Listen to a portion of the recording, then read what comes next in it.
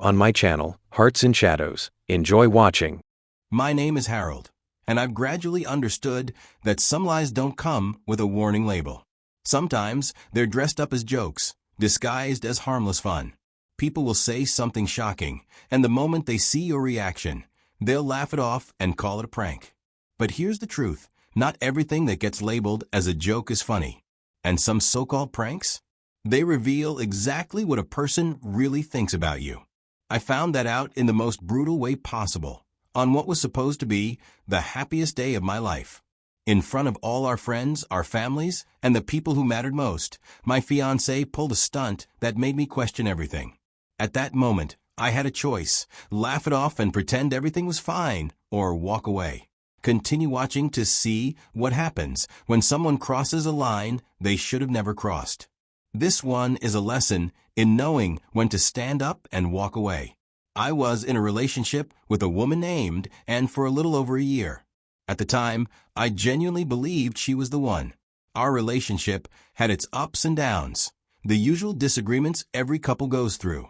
If you had asked me back then, I would have told you that and was everything I wanted in a partner. It felt like we understood each other on a level that most people didn't. I loved her in a way that made her flaws seem small. That's how I thought love was supposed to work. You don't just pick someone for the good parts. You choose to love them completely, imperfections and all. When I proposed to, and it wasn't some last-minute decision or something I did just because it felt right in the moment. I had thought about it long and hard. I was serious about her, and I wanted a future with her. The moment she said yes, I felt like I was stepping into a new chapter of my life, one that I was fully prepared for. I wasn't one of those people who believed in dragging out an engagement for years. To me, if you know you want to marry someone, why wait? So, almost immediately after the engagement, we started planning the wedding. I wanted to make her my wife as soon as possible, and she seemed just as excited about it as I was. At least, that's what I thought. As the wedding day got closer, I found myself caught between two strong emotions: excitement and nervousness. On one hand, I was thrilled. I had asked Anne to marry me because I truly loved her. I imagined the two of us waking up together every morning and growing old side by side. That's what I wanted. But at the same time, there was this undercurrent of nervousness that I couldn't ignore. Marriage wasn't just some fun event, it was permanent. I wasn't going into this expecting to back out if things got tough. I wanted to get it right because I knew that once I made those vows, I was in it for the long haul. It wasn't that I doubted Anne or my love for her. I didn't. It was just the realization that this was it. No more me, only us. Every decision, every plan, every problem, we would be tackling it together. That kind of commitment wasn't something I took lightly. But even with those nerves, I kept telling myself I had made the right choice. That's why I pushed the nerves aside and focused on what mattered. I was about to marry the woman I loved, and that was enough. The morning of my wedding felt surreal. The sun was bright, and there was an almost electric excitement in the air. The venue was packed with familiar faces, family members I hadn't seen in years, childhood friends who had watched me grow up, and even distant cousins who had traveled miles just to be there. Everywhere I looked, people were smiling, chatting, and taking photos, dressed in their finest outfits. The atmosphere was warm, full of laughter and celebration. As I scanned the crowd, my eyes locked onto someone I never expected to see: Vinny, my fiancé's ex-boyfriend.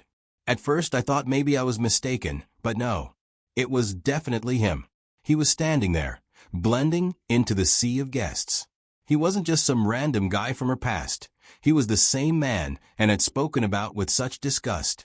The same man she claimed had been a mistake, someone she regretted ever dating. She had called him toxic and selfish, and had even laughed about how she wasted time on him. So why in the world was he here? For a moment, I tried to make sense of it, and never mentioned inviting him. We had gone over the guest list together multiple times. I remembered because we had to cut down the number of people for budget reasons. Some of my own people didn't make the final list. So how did Vinny, of all people, get an invite? While a mix of emotions started to bubble up, I didn't let it show. This was my wedding day, And the last thing I wanted was to start getting worked up over something I didn't fully understand yet. I took a slow breath and kept my cool. Whatever this was, I would deal with it later. The music played softly in the background, setting the tone for what was supposed to be the most important moment of my life. I stood at the altar, my heart pounding. I watched as she walked down the aisle, arm in arm with her father. She looked beautiful, exactly as I imagined she would on this day.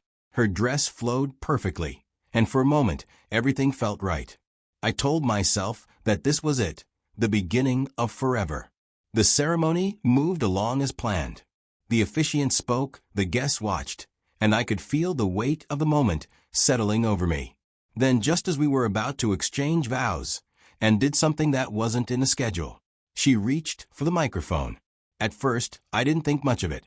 She probably wanted to say something sweet, or a quick thank you to the guests, or even something sentimental about how much she loved me. But I was wrong. Before we continue, she said, I just want to acknowledge the love of my life, Vinny. The room went silent. I looked around, trying to process what had just happened.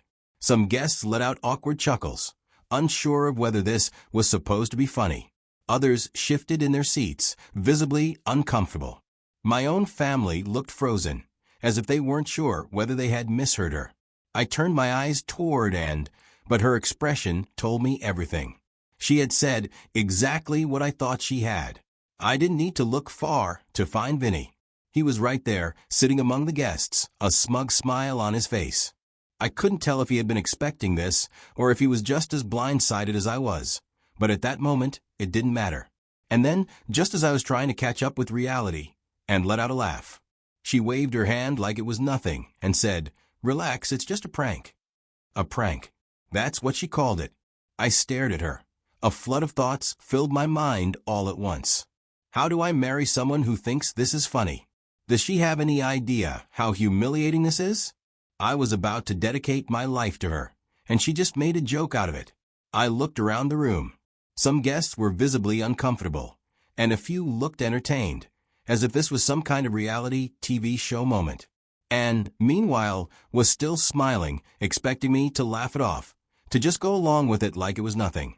I took a deep breath and looked Anne straight in the eye and said, Well, since we're doing pranks, here's mine. I'm pulling out of this wedding.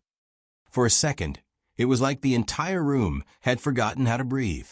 The laughter that had been bubbling in the air moments ago died instantly. I watched as Anne's expression shifted in slow motion. She wasn't laughing anymore. A few people whispered in hushed tones, some turning to their neighbors, unsure if they had heard me correctly. The officiant, standing just a few feet away, looked frozen, as if waiting for someone to tell him what to do next. But there was nothing to do. I had already made my decision. I didn't wait for Anne to respond as I turned around and walked out. I didn't look back. As I made my way toward the exit, I could hear the commotion erupting behind me. Some people were trying to process what had just happened. Others weren't holding back their reactions. I caught bits and pieces of it as I walked. Did he just leave? Someone muttered. Serves her right. Another voice chimed in. But then there were those who didn't agree with what I did. This is insane, someone said, probably one of her relatives. He's being dramatic. Then came Anne. I could hear her heels clicking against the floor as she ran after me. Harold, wait. Please. Her voice was shaking, a mix of panic and desperation. I didn't stop because I was too angry and humiliated. It was a joke. Please don't do this, she kept pleading. A joke? Maybe if it had just been the two of us in private and she had immediately apologized the second she saw my reaction, maybe I would have processed it differently.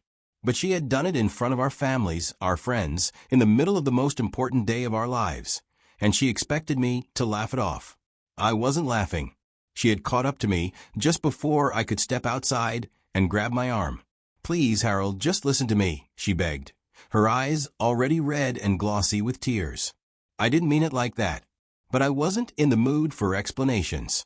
I shook her hand off and kept moving. As I got into my car, I could still hear her calling my name. I shut the door, started the engine, and pulled out of the parking lot. That was it. I was gone, and there was no coming back from this. As I drove back to my apartment, the calls didn't stop. One after the other, and her mom, her sister, even a couple of mutual friends. My phone was vibrating so much. Then came the texts. The first few were the usual. "Harold, please pick up. It was just a joke, baby. You know I love you, right?" But as the hours passed, they changed.